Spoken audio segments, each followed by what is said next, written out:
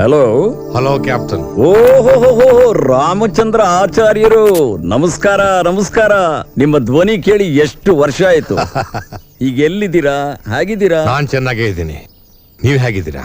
ಯಾಕಾಚಾರ್ಯರೇ, ನಿಮ್ ಧ್ವನಿಲೇನೋ ಗಾಬರಿ ಇದ್ದಾಗಿದೆ, ಏನಾಯ್ತು? ನನ್ನ ಧ್ವನಿ ಕೇಳಿ ನಾನಿರೋ ಸ್ಥಿತಿನ ಕಂಡುಹಿಡಿಯೋ ಬುದ್ಧಿವಂತಿಕೆ ನಿಮ್ಗಲ್ದೆ ಬೇರೆ ಇನ್ಯಾರಿಗಿದೆ ಕ್ಯಾಪ್ಟನ್? ಈಗ ನಾನು ಹೇಳೋ ವಿಷಯ ಕೇಳಿದ್ರೆ ನಿಮಗೂ ಶಾಕ್ ಆಗತ್ತೆ.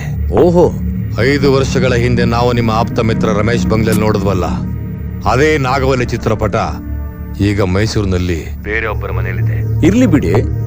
ಆ ಚಿತ್ರಪಟ ಈ ಮನೆಗೆ ಬಂದ್ಮೇಲೆ 2-3 ಜೀವಗಳು ಬಲಿಯಾಗಿದೆ. ಈ ಮನೆಯಲ್ಲಿ ನಡಿಬೇಕಾಗಿದ್ದೆಲ್ಲ ಶುಭ ಕಾರ್ಯಗಳನ್ನು ಯಾರೋ ತಡೆ ಹಿಡಿತಾ ಇದ್ದಾರೆ. ಇದೆಲ್ಲ ಯಾರು ಮಾಡ್ತಾ ಇದ್ದಾರೆ ಅಂತ ಕಂಡು ಹಿಡಿಬೇಕು. ಅದಕ್ಕೆ ನೀವು ನನ್ನ ಜೊತೆ ಇರಬೇಕು. ಆಚಾರ್ಯರೇ, ನನಗೆ ತಿಳಿದ ಮಟ್ಟಿಗೆ ನಾಗವಲ್ಲಿ ಸಮಸ್ಯೆ ಗಂಗಾ ಮನೇಲಿ ಗಂಗಾ ಜೊತೆ ಮುಗಿದೋಯ್ತು. ನಾಗವಲ್ಲಿ ಫೋಟೋ ಈಗ ಮೈಸೂರಿನಲ್ಲಿ ಯಾರ್ದೋ ಮನೇಲಿ ಇರಬಹುದು. ಅಲ್ಲಿ ಏನೇನೋ ಘಟನೆಗಳು ಆಗ್ತಾ ಇರ್ಬೋದು. ಅದಕ್ಕೆಲ್ಲ ಫೋಟೋನೇ ಕಾರಣ ಅಂತ ನೀವ್ಯಾಕೆ ಅನ್ಕೋತೀರಾ? ಕಳೆದ 5 ವರ್ಷಗಳಲ್ಲಿ ನಾನು 106 ಸಮಸ್ಯೆಗಳನ್ನು ಬಗೆಹರಿಸಿದೆ. ಯಾವತ್ತಾದರೂ ನಿಮ್ಮ ಸಹಾಯ ಕೇಳಿದ್ನ? ಈಗ ನಿಮ್ಮ ಸಹಾಯ ಹಸ್ತ ಬೇಡ್ತಾ ಇದ್ದೀನಿ ಅಂದ್ರೆ ಅದಕ್ಕೆ ಕಾರಣ ನಾಗವಲ್ಲಿ ಸಮಸ್ಯೆ ಇನ್ನೂ ಮುಗಿದಿಲ್ಲ ಅಂತಲೇ ಅರ್ಥ. ಇಂಟರ್ನ್ಯಾಷನಲ್ ಸೆಮಿನಾರ್ ಅಟೆಂಡ್ ಮಾಡೋದಕ್ಕೆ ನಾನು ಅಮೆರಿಕಾಗೆ ಹೋಗೋಣ ಅಂತ ಇದ್ದೆ. ಟಾಪಿಕ್ ಏನು ಗೊತ್ತಾ? Influence of spirit and diseases on the human body. ನೀವು ಮೈಸೂರಿನಲ್ಲೂ ಅದೇ ಸಮಸ್ಯೆ ಇದೆ ಅಂತ ಹೇಳ್ತಿದ್ದೀರಾ. ಕಲಿಯೋದಕ್ಕೆ ನನಗೊಂದು ಅವಕಾಶ ಸಿಕ್ತು ಬಿಡಿ. ಬರ್ತೀನಿ ಆಚಾರ್ಯರೇ. ಅಣ್ಣ ಶ್ರೀನಾಥ್, ರೆಡಿನಾ? ಬೇಗ ಬೇಗ ನಡಿ. ನನ್ನ ಹತ್ರ ಪಾಸ್ಪೋರ್ಟ್ ಇಲ್ಲ, ಆದ್ರೂ ಅಮೆರಿಕಕ್ಕೆ ಕರ್ಕೊಂಡು ಹೋಗ್ತಾರೆ ಡಾಕ್ಟರ್. ಪಾಸ್ಪೋರ್ಟ್ ಇಲ್ಲದೆ ಏರ್ಪೋರ್ಟ್ಗೂ ಹೋಗಕ್ಕಾಗಲ್ಲ. ಮನ್ಸ್ನಲ್ಲಿ ಅನ್ಕೊಂಡಿದ್ದು ಹಂಗೆ ಹೇಳ್ತಾವ್ರಲ್ಲ. ಅಮೆರಿಕಾಗ ಇವಾಗ ನಾವು ಹೋಗ್ತಾ ಇಲ್ಲ, ಮತ್ತೆ ಮುಖ್ಯವಾದ ಕೆಲಸದ ಮೇಲೆ ಮುಖ್ಯವಾದ ಜಾಗಕ್ಕೆ ಹೋಗ್ತಾ ಇದೀವಿ. ನಡಿ. ನಮ್ಮಮ್ಮ ನನಗೊಂದು ಹೆಣ್ಣು ನೋಡಿ ಓಕೆ ಮಾಡಿದ್ದಾರೆ. ನಾನು ಹೋಗಿ ನೋಡ್ಬಿಟ್ರೆ ಫಿಕ್ಸ್ ಆಗ್ಬಿಡುತ್ತೆ ಮ್ಯಾರೇಜ್. ನಾವು ಹೋಗ್ತಾ ಇರೋದು ಒಂದು ಹೆಣ್ಣು ನೋಡೋಕೆ. ಇವರು ಡಾಕ್ಟ್ರಾ ಮ್ಯಾರೇಜ್ ಬ್ರೋಕರ್? ನೀನ್ ಅನ್ಕೊಂಡಾಗಲ್ಲ, ನಾ ಡಾಕ್ಟ್ರೇ. ಸಾರಿ ಡಾಕ್ಟ್ರೆ. ಡಾಕ್ಟ್ರೆ, ಆ ಹೆಣ್ಣು ನನ್ನ ಒಪ್ಕೊಳ್ಳಿಲ್ಲ ಅಂದ್ರೆ? ಆ ಕಡೆಯಿಂದ ಓಕೆ, ನೀನೇ ಸ್ವಲ್ಪ ಅಡ್ಜಸ್ಟ್ ಮಾಡ್ಕೋ. ಯಾಕೆ ಡಾಕ್ಟ್ರೆ, ಆ ಹುಡುಗಿ ಅಷ್ಟು ಖರಾಬ್ ಆಗಿದೆ? ಏನ್ ಅನ್ಕೊಂಡಿದ್ಯೋ? ಅವಳು ಸುರಸುಂದರಿ. ಸುರ ಸುಂದರಿನಾ? ಹಂಗಾರೆ ಒಂದ್ ಕೈ ನೋಡೇ ಬಿಡಣ. ನಡೀರಿ ಡಾಕ್ಟ್ರೆ. ಬಂದೆ. ಡಾಕ್ಟ್ರೆ, ಆ ಸುರಸುಂದರಿಗೆ ವಯಸ್ಸು ಎಷ್ಟು? 125 ವರ್ಷ.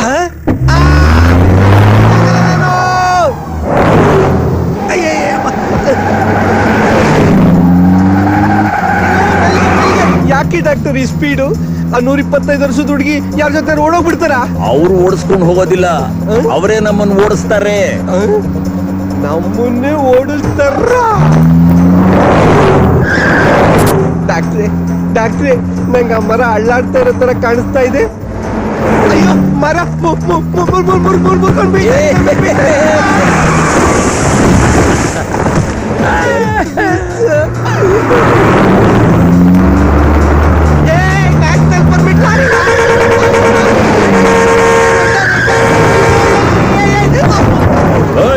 ಏನೋ ಮಾಡ್ತಿದ್ಯಾ? ಬಲಗಾಲಿ ಹಿಡ್ಕೊಂಡಿದ್ದೀನಿ. ನೀನ್ ಅದನ್ನ ಹಿಡ್ಕೊಂಡಿದ್ರೆ ನಾನು ಬ್ರೇಕ್ ಹೆಂಗ್ ಹಾಕ್ಲಿ? ಕಾಲ್ ಬಿಡು. ಮತ್ತೇನ್ ಹಿಡ್ಕೊಳ್ಳಿ ಡಾಕ್ಟ್ರೆ? ಬೈಕೆ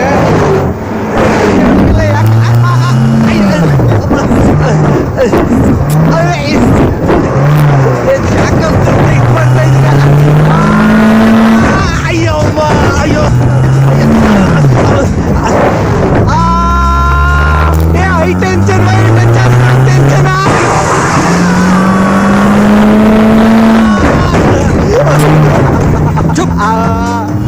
ಅಮ್ಮ, ಈ ನಿನ್ ಮಗನ್ ಬ್ಯೂಟಿಫುಲ್ ಫೇಸ್ ನಿಂಗೆ ಸಿಗಲ್ಲ, ಫಿಕ್ಸ್. ಅದು ಏರ್ ಸೆಲ್ ಬೋರ್ಡ್. ನಮ್ಮ ಮಮ್ಮಿಗೆ ನಾ ಟೆಲಿಪತಿಲ್ ಮೆಸೇಜ್ ಕಳಿಸ್ತೆ. ಓಹೋ, ಟೆಲಿಪತಿ. ಮನಸ್ಸಿನಿಂದ ಮನಸ್ಸಿನ ಮೇಲೆ.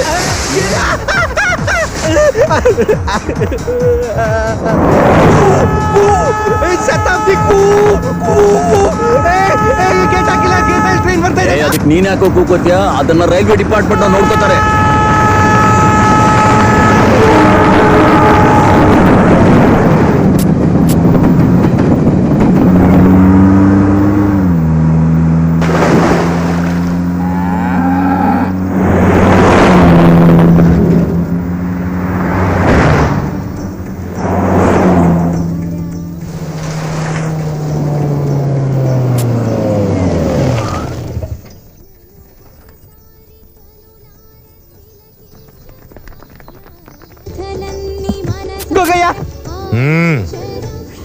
ಏನ್ ಡಾಕ್ಟ್ರೆ ಈಗ ಆಡಿಲ್ಲ ಆ ಹಾಡ? ಸುಮ್ನೆ ತಮಾಷೆಗೆ ಸಿಡಿ ಹಾಕಿದ್ದೆ, ಸಿಡಿ ಪ್ಲೇಯರ್ ಇಲ್ಲ ಕೆಳಗಡೆ ಇದೆ. ಕೆಳಗ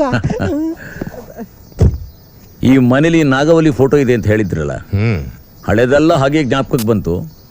ಹಾಗೇ ರಿವೈಂಡ್ ಮಾಡ್ತಾ ಕೇಳ್ತಾ ಬಂದೆ. ನಾನು ಹೇಳಿದ್ನಲ್ಲ ಒಂದಿದೆ ಅಂತ, ಹೆಣ್ಣು. ಈ ಹಾಡ್ಗೆ ಅವಳೇ ಓನರು. ನಾಗವಲ್ಲಿ ಅಲ್ಲ, ನಾಗವಲ್ಲಿ. ಕ್ಯಾಪ್ಟನ್, ನೀವಿನ್ನೂ ಹಾಗೇ ಇದ್ದೀರಾ. ಅದೇ ತುಂಟತನ, ಅದೇ ಹುಡುಗಾಟ, ಯಾವುದೂ ನಿಮ್ಮನ್ನು ಬಿಟ್ಟು ಹೋಗೇ ಇಲ್ಲ. ಅದು ಯಾವಾಗಲೂ ನಮ್ಮ ಸುತ್ತಮುತ್ತ ಇರೋರೆಲ್ಲ ನಗನಗ್ತಾ ಸಂತೋಷವಾಗಿರ್ಬೇಕು, ಅದೇ ನನ್ನ ಆಸೆ. ಯಾ ಹಾಯ್ ಪೂಜಾ, ನೀನ್ ಈ ಸಲ ಸೆಕೆಂಡ್ PUC ಪಾಸ್ ಮಾಡಬೇಕು, ಓಕೆ? ಯಾಕಾಗ ನೋಡ್ತಿದ್ಯಾ? ನೀನ್ 2 ಸಲ ಸೆಕೆಂಡ್ PUC ಡುಮ್ಕಿತಾನೆ. ಡಾಕ್ಟರ್, ನನ್ ತಂಗಿ ಪೂಜಾ ಸೆಕೆಂಡ್ PUC ನಲ್ಲಿ ಪಾಸ್ ಆಗ್ಲಿಲ್ಲ ಅಂತ ನಿಮ್ಗೆ ಯಾಕೆ ಗೊತ್ತಾಯ್ತು? ಹೇಮಾ, ನೀನ್ 8ನೇ ಕ್ಲಾಸ್ಗೆ ಟ್ರಿಪಲ್ ಗ್ರಾಜ್ಯುಯೇಟ್, ಓದ್ಗೆ ಸೆಲ್ಯೂಟು. ಡಾಕ್ಟರ್, ನಮ್ಮನೇಲಿರೋ ಎಲ್ಲಾ ಹುಡುಗಿರ ಬಗ್ಗೆನೂ ಇಷ್ಟೊಂದು ಕರೆಕ್ಟ್ ಆಗಿ ಹೇಳ್ತಾ ಇದ್ದೀರಲ್ಲ, ಇದೆಲ್ಲ ನಿಮ್ಗೆ ಹೇಗೆ ಗೊತ್ತು? ಹಾಗೆ ಅಂದ್ರೆ ನಿಮ್ ಹಾಗೆ ನಾನು ರಿಸರ್ಚ್ ಮಾಡೋಂತಾನೆ.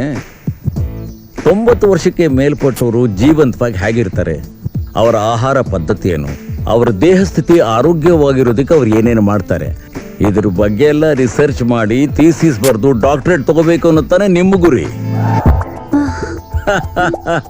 ನಿಮ್ಮ ಹಾಗೆ ನಾನು ಹಲವಾರು ವಿಷಯಗಳ ಬಗ್ಗೆ ಸಂಶೋಧನೆ ಮಾಡೋದಕ್ಕೆ ತಾನೆ ನನಗೂ ಡಾಕ್ಟರೇಟ್ ಸಿಕ್ಕಿರೋದು, ಕರೆಕ್ಟ್? ಅಮೇಝಿಂಗ್ ಡಾಕ್ಟರ್, ನಿಮ್ಮ ಕ್ಯಾರೆಕ್ಟರ್ನ ಇಮ್ಯಾಜಿನ್ ಮಾಡ್ಕೊಳ್ಳೋಕ್ಕೂ ಸಾಧ್ಯ ಆಗ್ತಿಲ್ಲ. ನಿಮ್ಮಂಥ ವ್ಯಕ್ತಿ ನಾನು ಇದುವರೆಗೂ ನೋಡೇ ಇಲ್ಲ. ನನ್ನ ಬಗ್ಗೆ ನಿಮ್ಗೇನಾದ್ರೂ ಗೊತ್ತಾ? Fashion designer. ಬರೀ ಬಟ್ಟೆನ ಮಾತ್ರ ಡಿಸೈನ್ ಮಾಡಲ್ಲ, ಯಾವುದಾದ್ರೂ ಒಳ್ಳೆ ಪೇಂಟಿಂಗ್ ನೋಡಿದ್ರೆ ಅದನ್ನ ಹಾಗೆ ಬರಿಬೇಕು ಅನ್ನೋದೇ ನಿಮ್ಮ ಆಸೆ. Amazing, correct? ಏನ್ ಡಾಕ್ಟ್ರೇ, ಕರೆಕ್ಟ್. ನಮ್ ಕುಟುಂಬದ ಎಲ್ಲರ ಬಗ್ಗೆನೂ ಇಷ್ಟೊಂದು ಚೆನ್ನಾಗಿ ತಿಳ್ಕೊಂಡಿದ್ದೀರಾ? ಸುಮ್ಮನೆ ತಮಾಷೆಗೆ ಈ ಮನೇಲಿ ಒಬ್ರು ಮಿಸ್ಸಿಂಗ್.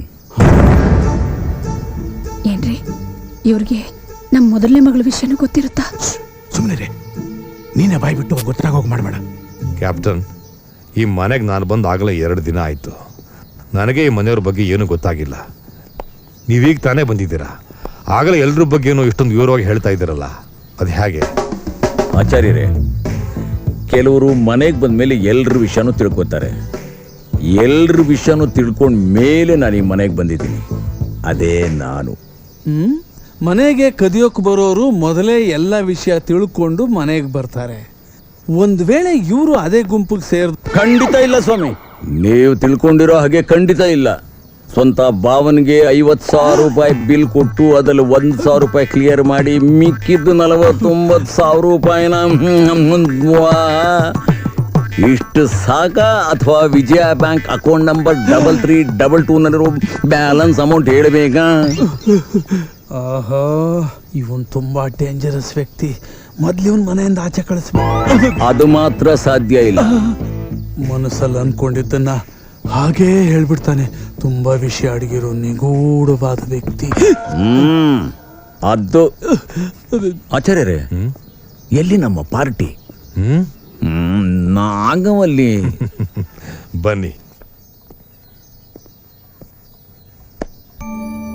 ನರಸಿಂಹ, ನನ್ನ ಸುತ್ತ ಇರೋ ಎಲ್ರನ್ನೂ ಚೆನ್ನಾಗಿ ಸಂತೋಷವಾಗಿಡಪ್ಪ.